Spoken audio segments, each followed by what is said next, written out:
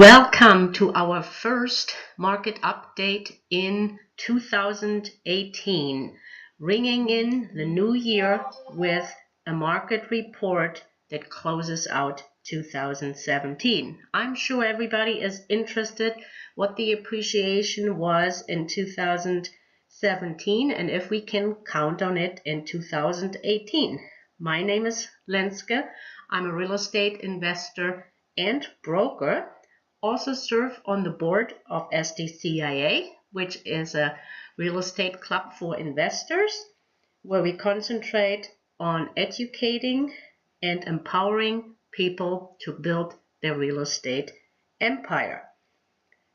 You're going to get the real facts, the real numbers, because I'm interested in your bottom line, and we don't do any fortune telling here, only fortune building. Are you ready? We talk about the following real estate data points: the sales and inventory numbers, interest rates, employment data, home purchasing sentiment. Today we'll be also talking about consumer confidence, the builder sentiment, and consumer debt and affordability. Let's see how in tune you are with the real estate market. What does this chart show? The global median home price, the agno consumed last holiday season, or the current people with the flu, or how many New Year's resolutions are made here in San Diego? Or maybe that chart does not show any of it. It does not.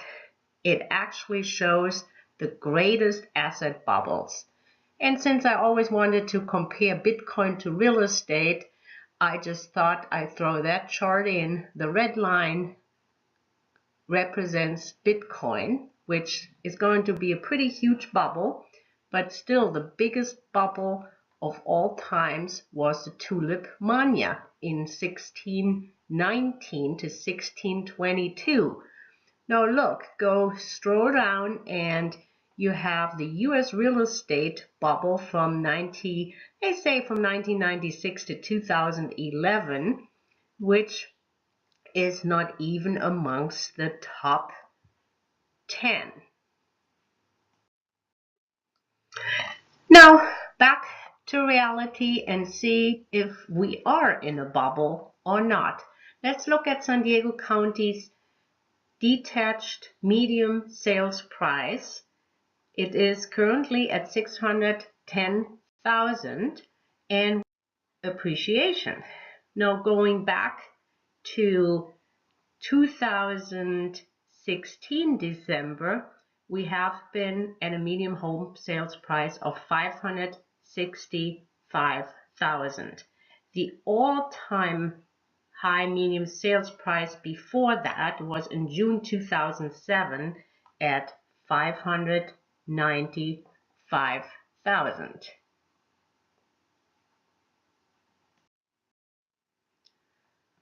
And looking at San Diego County attached median sales price, we're always kissing right now the $400,000 price, and we had an 11.2% increase. So clearly the attached inventory saw a much higher appreciation in 2017 than the detached. So we ended up the year with $406,000. The median sales price in December 2016 was $365,000. And before that, the high was in March 2005 at $390,000. So going back to the average price per square foot, the price per square foot is important for anybody that's in real estate, as buyers, sellers, appraisers, flippers, landlords, anybody does their analysis by price per square foot.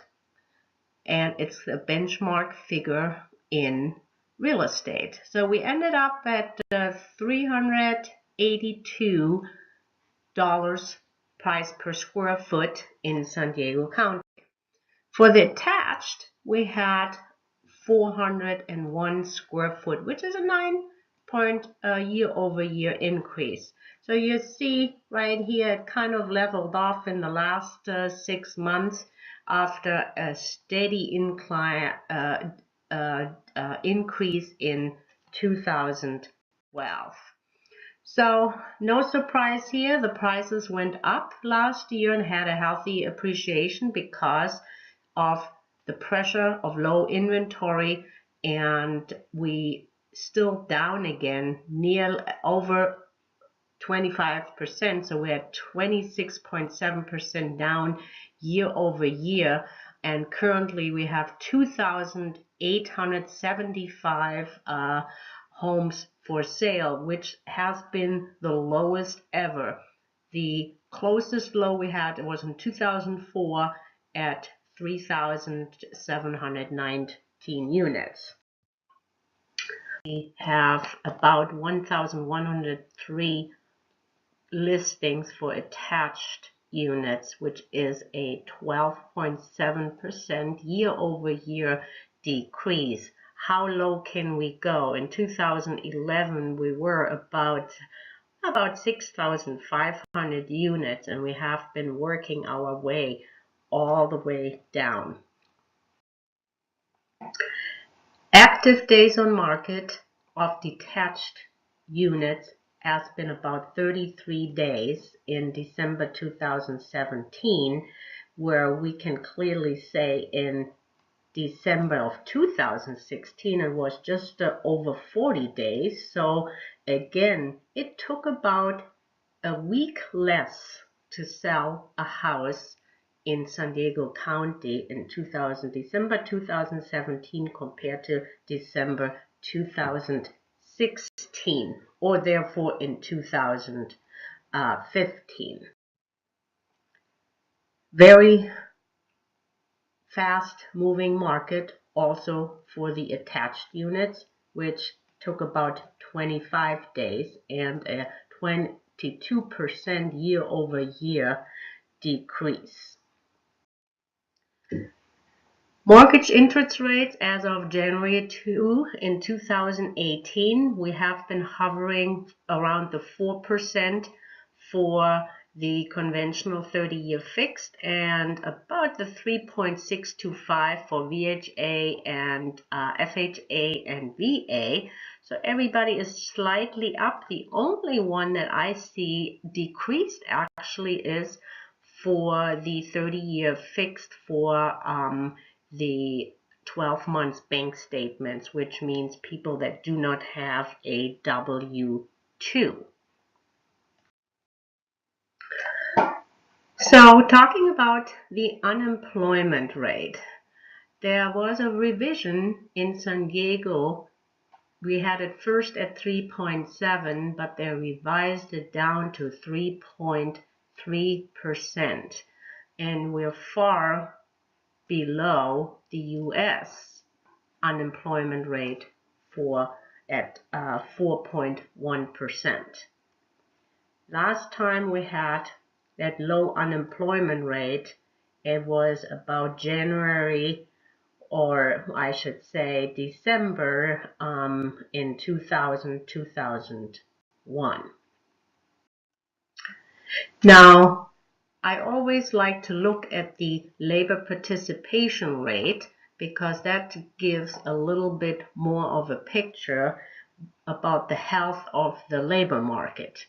So we can have a low unemployment rate, but we have also a very low labor participation rate, and it has been the lowest in 40 years.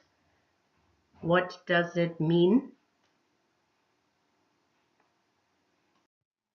Interesting chart which shows here on the screen about assessing the wage optimism. As you guys can see, there's there are only 12% that really think that they're going to make more money next year. And this explains a low unemployment rate and a low labor participation rate. Just is not enough pressure to make the wages grow. And what do we need? We need people with more income so they can save up for a house. Not everybody is so lucky and can get VA financing, which is no money down. So most people need to put 20% down, and where's it coming from? We need to save. So as you guys can see, the savings rate right now is 2.9% and has been very low since the years 2000. It went up a little bit in 2010, but now we're back to 2.9%. This is not the end of the presentation, but I at 85314 or email me lenskab@gmail.com. So further, we have Fannie Mae's Home Purchasing Sentiment Index, which is a kind of a housing survey with 7 questions Fannie Mae asks and combines it into one single indicator. The questions are as follows. Is it a good time to buy? Is it a good time to sell? Will home prices go up? Will mortgage rates go up? Are you more worried about losing your job in the next 12 months?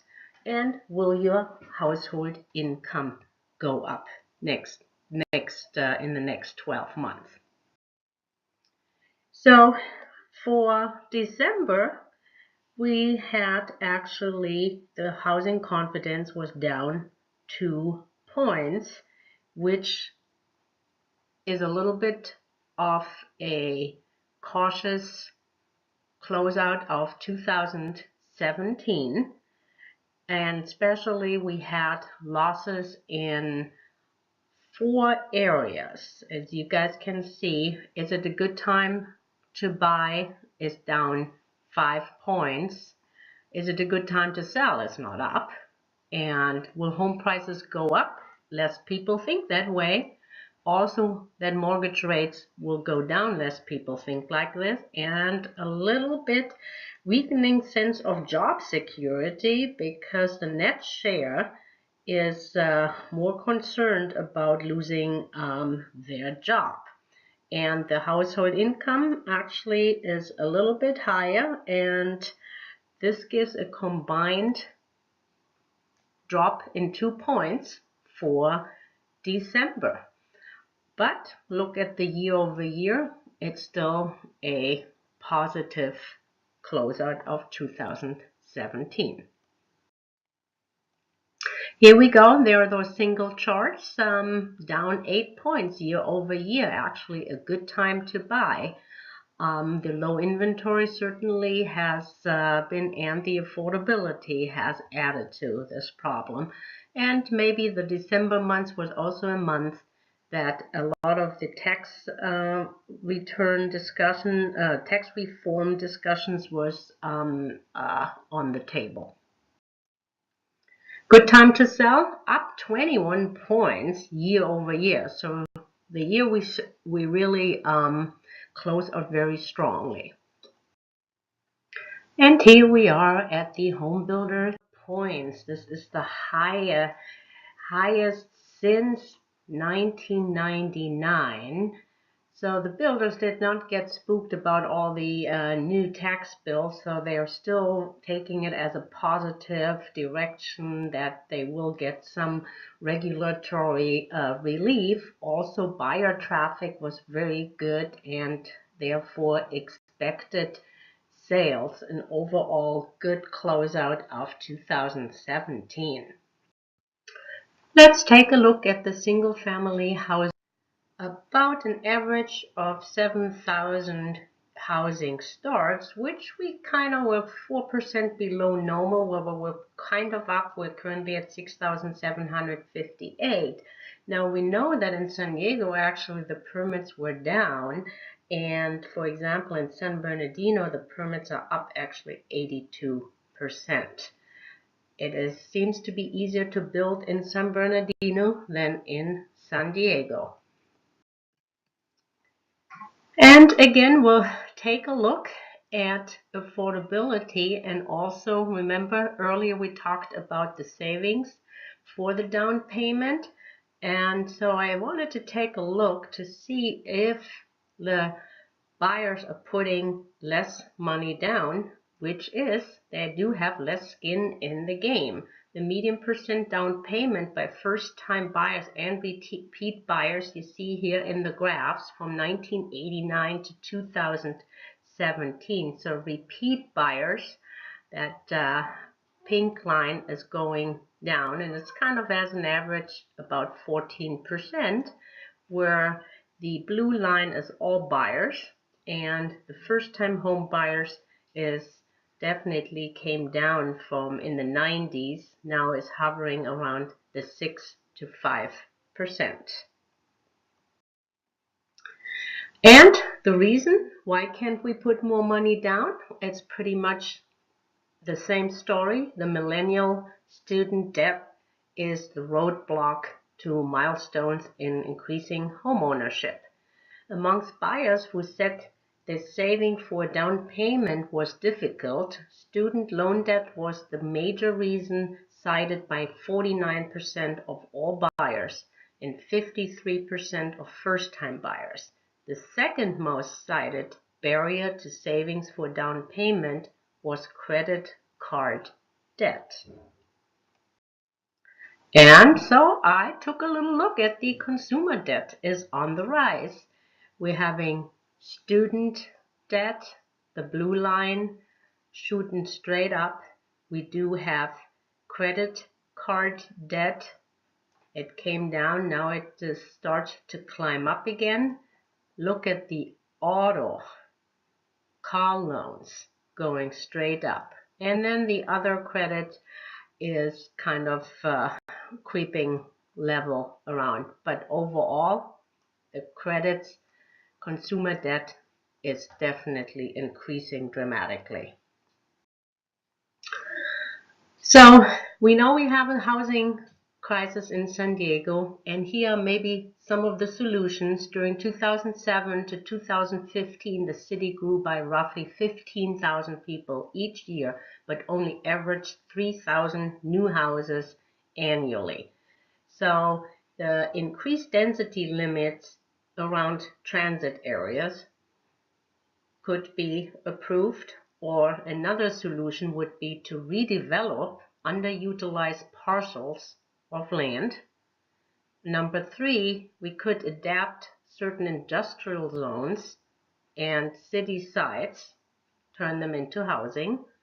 Obviously, always change zonings on infill vacant lots, or encourage detached accessory dwelling units or granny units to be built.